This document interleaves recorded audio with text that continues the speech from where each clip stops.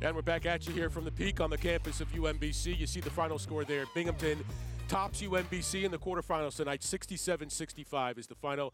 The Bearcats move on to play Vermont in the semifinals on Tuesday night up in Burlington, and the Retrievers season is over. Gary Stein, UMBC Hall of Famer Rick Moreland.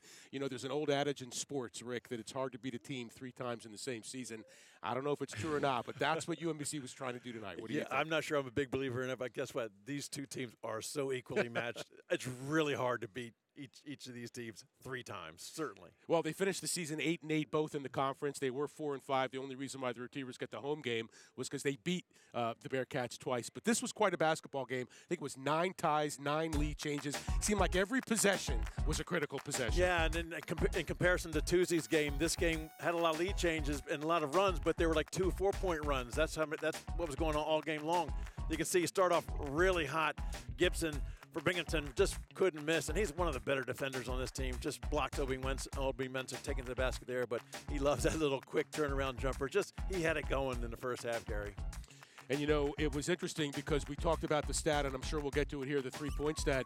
Binghamton was only 1 for 8 from three-point distance in the first half, but they only trailed by 2. It was 30-28. You see Trayvon Fagan had a huge game in the first half, but it was defense for UMBC that really carried the first half. Yeah, a lot of blocks. But again, Fagan had a fantastic second time he started in the last 2 games. Just really a big energy guy. Really aggressive to the basket, can shoot the 3 as well. Had some block shots, but he's just a solid player for UMBC. But in the second half, foul trouble would hurt Trayvon Fagan in UMBC. Picked up a 4th foul with 12 minutes to go. The other thing was Binghamton started to hit the 3. Yeah, they were 0 for 7 at one point in this game, and when we were watching that stat number, because we'll talk about a stat in a minute, how crucial 3 points are with these 2 teams, but they started knocking them down. Petcast started making, Falco made a couple.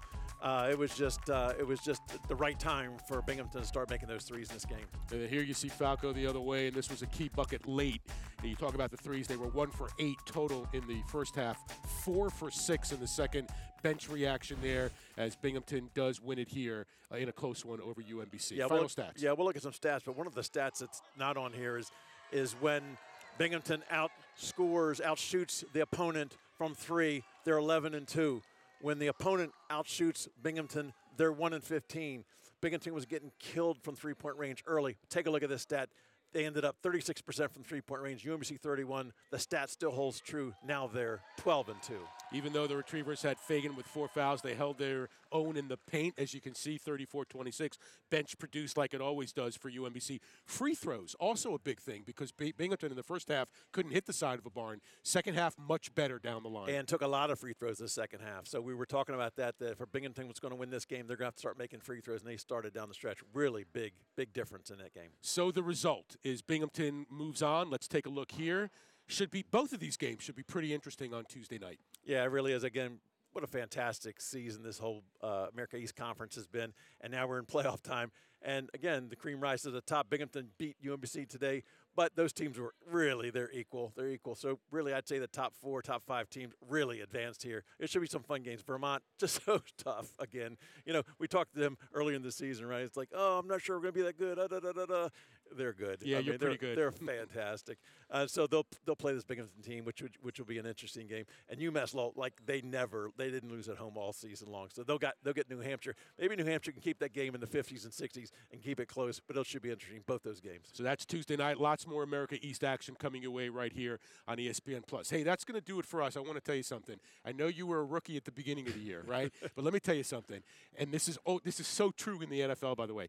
That after you play your first game of your rookie season, you're not a rookie anymore. Oh, is that what it is? So you're not a rookie anymore. I can't use it anymore? No, you can't use it All anymore. Right. Well, I appreciate the help and the veteran leadership, my friend. You did a great job. Sounds good. Always great to work with you and the whole crew. Jay O'Brien, Taylor Krimmel, Eli, crew. everybody back there. Dustin, thank you so much for a great season. And once again, the final here tonight, Binghamton on top of UMBC. They move to the semifinals. That'll do it. We'll see you next year right here on ESPN Plus.